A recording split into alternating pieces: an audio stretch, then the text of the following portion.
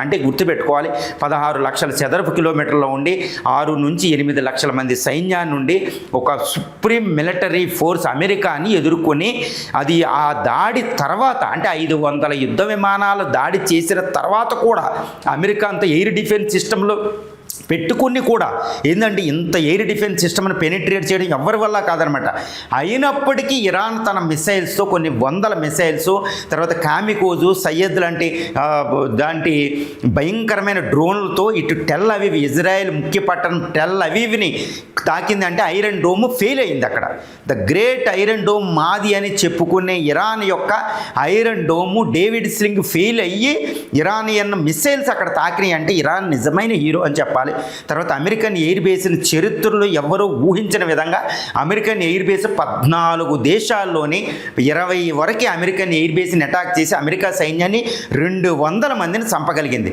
గత 47 సంవత్సరాలుగా అమెరికా ఆంక్షలకు లోనయ్యి అత్యంత బలహీన పడిపోయిన ఒక ఇరాన్ దేశం మళ్ళీ అమెరికా మొట్టమొదటి దాడి 500 యుద్ధ విమానాల దాడిని తట్టుకుని ఈ మిసైల్స్ని ప్రయోగించి అమెరికా ఎయిర్ డిఫెన్స్ సిస్టమ్ని పెనిట్రేట్ చేస్తూ మిసైల్స్ని ప్రయోగించిందంటే విజయం ఎవరిది ఉంటుందండి?